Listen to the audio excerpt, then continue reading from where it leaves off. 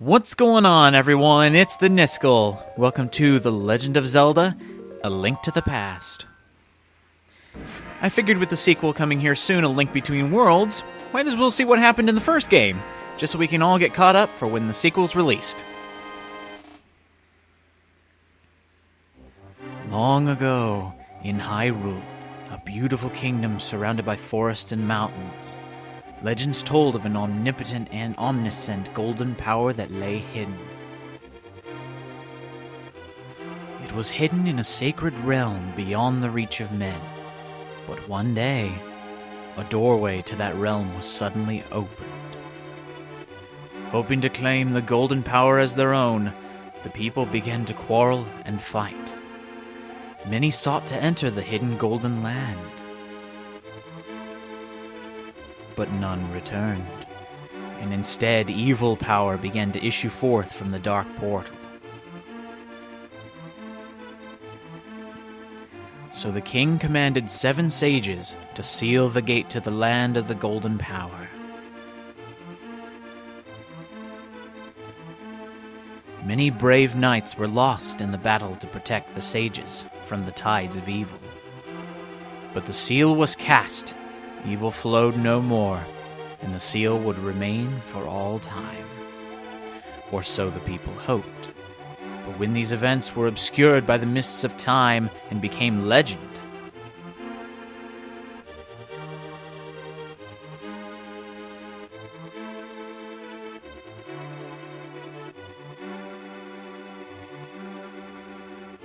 a mysterious wizard known as Agnim appeared as from nowhere.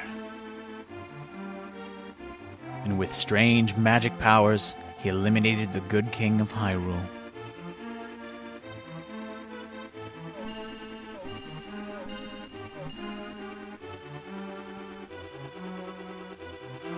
He cast spells on the soldiers and kidnapped young maidens descended from the sages in order to break the seal.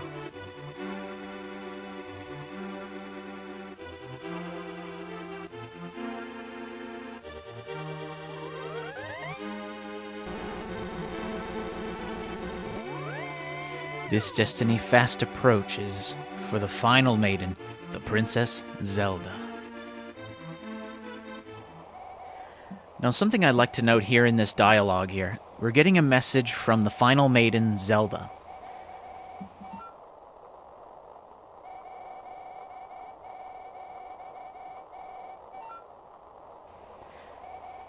And with this message, one lone knight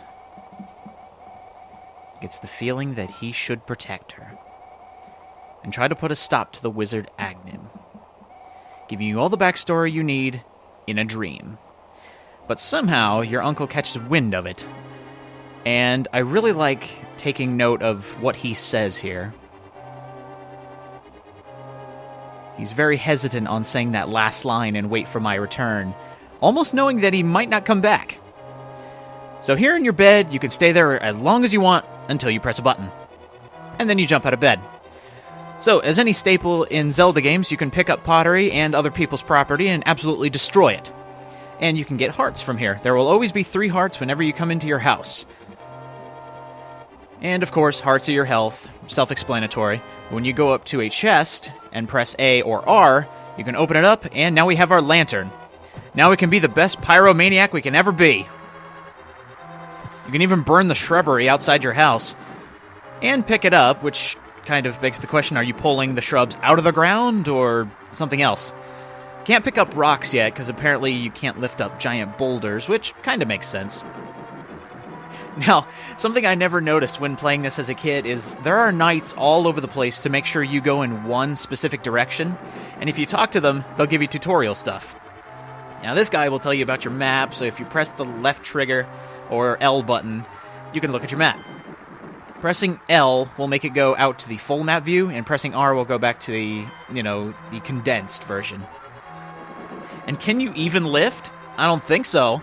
Or at least not yet. We will be able to move those boulders.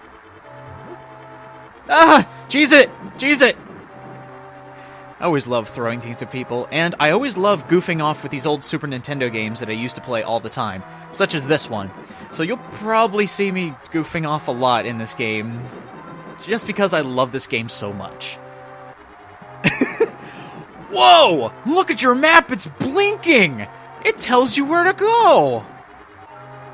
And this guy somehow gives you 2 tutorials, one on an open chest, and one to tell you what that blinking thing on your map is.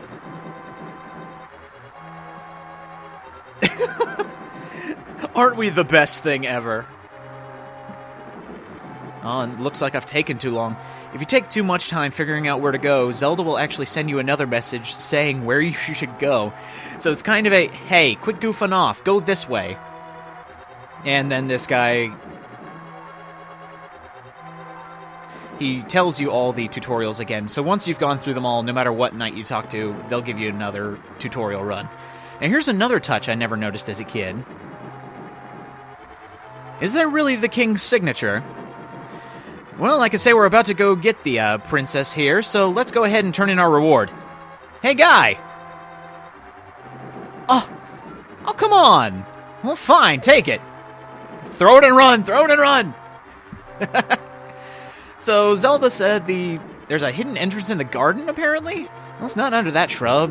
Might as well just start throwing all these shrubs. I wonder where we need to go, as the clearly marked path would show. Huh. Burning the shrub makes a hole in the floor. Now we're in the sewers, I think. Uncle, you okay? This is another really good point to pay attention to the dialogue, because, you know, in normal Nintendo games, people are defeated, or, you know, they have no more power. Your uncle's dying. And with these final words, he tells you that this is your destiny. You must save the princess, Zelda. And he is gone. And he gives to you his sword and shield. Now, as he was saying, if you hold the B button, you can charge up a spin attack and then let it go to do that spin. And I'm playing the Game Boy Advance version, which means the only thing they added, besides a whole nother game to it, is the ability for Link to yell. His voice clip from Ocarina of Time is added to this. Now, here's kind of smart game design I'd like to point out.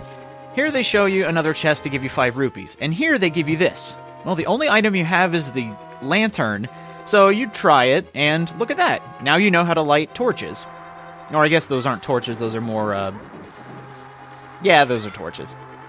So here we get to defile the entire castle garden, and there's a lot of guards around here, so I really don't feel like getting caught. So let's play a little bit of Solid Snake and try to sneak up behind this guy. Sadly, we can't chokehold, so I guess we'll just go right in. And I love how he looks at me and doesn't even notice. Alright, now we're inside Hyrule Castle. There are a lot of different rooms, a lot of different floors, and a lot of guards. So yeah, let's try to avoid them if at all possible. Now, outside here is the roof of the castle, and something we'll be looking at a lot later. But hopefully this will lead us to the correct position. I mean, we need to go all around this castle and try to find Zelda. Apparently she's in the dungeon, so I'm assuming we need to go down, maybe? Now, one of the fun things I love doing, if you throw a pot at an enemy, that deals about 2 sword hits worth of damage. Just consider 1 sword slash 1 hit. Oh, come on! That should have worked. Yeah, normally you can throw pots from up high and take them down, but I just love doing that, like, running in, I guess you couldn't call it guns blazing, but just having sword in hand and jumping into a big pile of enemies. It's a lot of fun. And you can also burn enemies, which I find myself doing a lot more since I'm showing it to you guys. Alright. Oh man, I was trying to do a special move that I guess you could say I learned here. But if you go up behind a guard and use the spin attack, just have your blade out and hit him, and then do the spin attack, it'll count as 2. And I love the small details you couldn't normally see in the old Super Nintendo. Link was actually pointing to where he was with that little icon of his. So let's try this again. Let's jump down into the fray. And yeah, let's just have an epic sword duel. Oh no! Ah, it backfired! Back you! Okay, now another thing you can try is when there's open ledges, you can knock guards to their doom. You never saw it coming. Now this guy, apparently he's blind because he didn't react until I knocked him off the cliff. The extinguishing of human soldiers. Oh well, they're under an evil spell, so it's okay. Right? Oh my, close corridors and a bunch of guards, so I don't think I'm going to take that route. Let's take the safer route. You know, we're not exactly experienced as a knight or anything. I mean, we just got our sword and shield, so I'm not going into close quarters combat with those guys.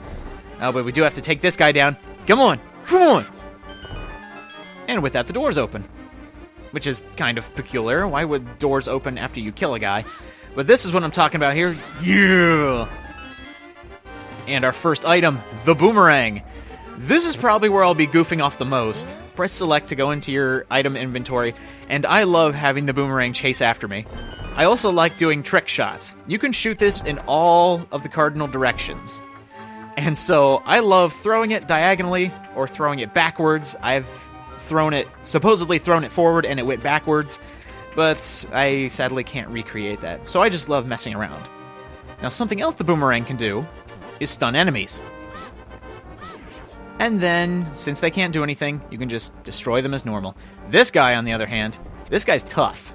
First castle boss, he does about a heart per hit, so try not to die. The fun thing you can do with him, though, is just use your boomerang and keep him stuck.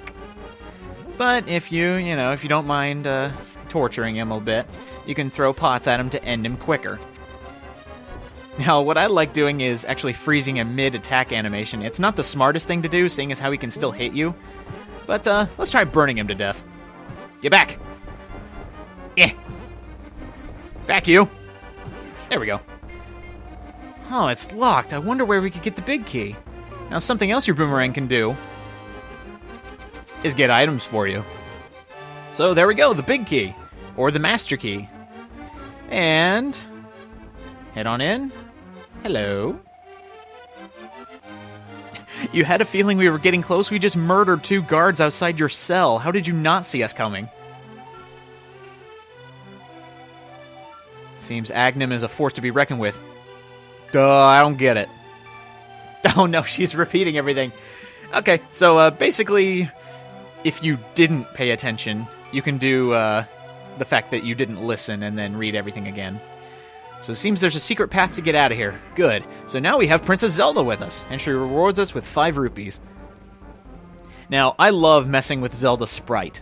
I'm not going to do anything stupid here, but she will follow every direction you're going. So, Princess, if you wouldn't mind moonwalking with me backwards up the stairs, and maybe we'll sidestep up here.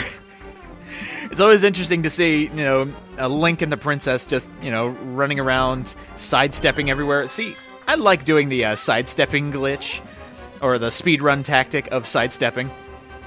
Let's see if we can't get this guy. Oh, dead in 1 hit. And you don't need to see this fight. That was pretty gruesome, whatever happened just there. Now, with Zelda, she'll actually follow you jumping off cliffs, too. Which is kind of funny, especially when you, quote-unquote, accidentally jump off a cliff, and she follows you. So, maybe she's a doomed princess after all. Now, I love doing this.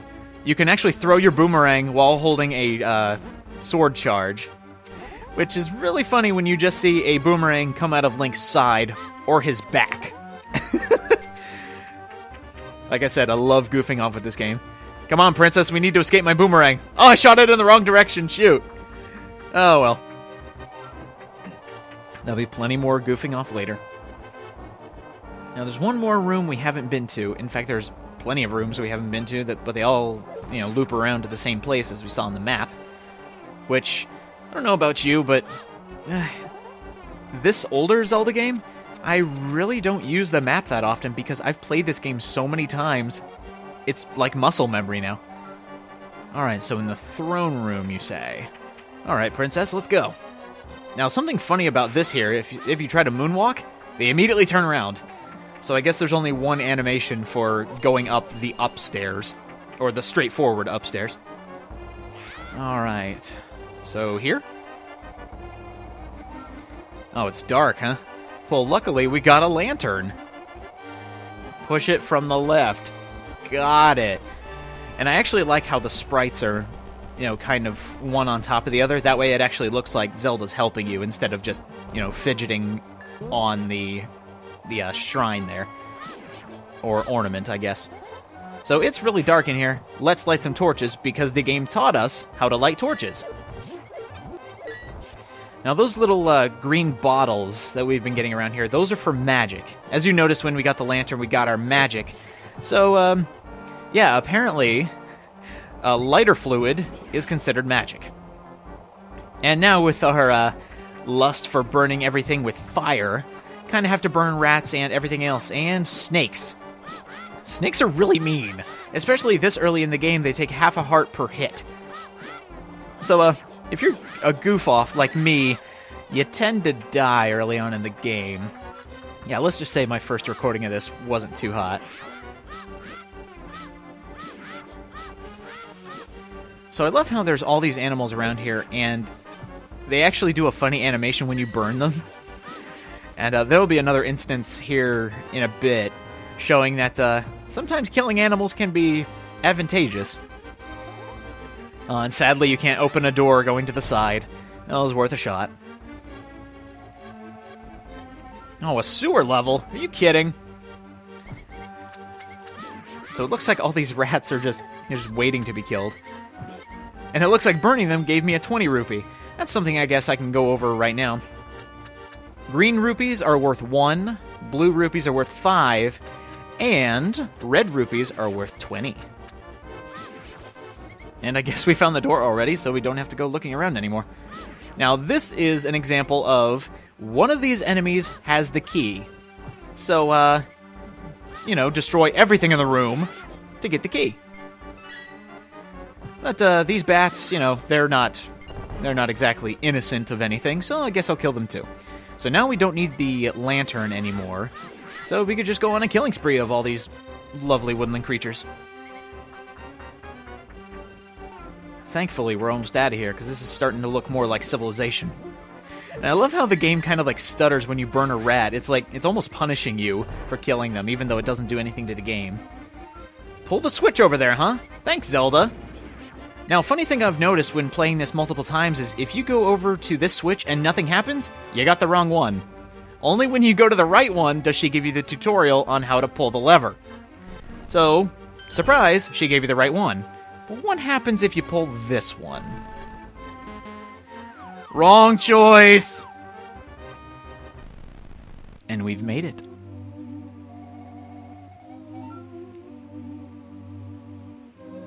So I've just suffered a trauma of seeing my uncle die before me, and then he tells me about destiny, and then I saved a princess. Best day ever? And it seems Agnem has a lot on his agenda. Sacrifice maidens, rule Hyrule. Got it.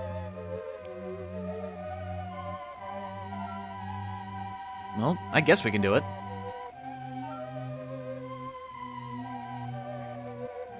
So there is something to defeat the wizard. The Master Sword, you say? Interesting. Well, as long as he knows where it is. But where is he? Oh, thank you. Well, I guess now we have our new objective. We know where to go. Oh, yeah, we're now a wanted man. Okay, I guess we'll seek the Elder. I don't get it. Okay, never mind. So inside this chest is your first full heart container. And you get an extra heart added to your health. Alright, guys. I'm gonna go save Hyrule.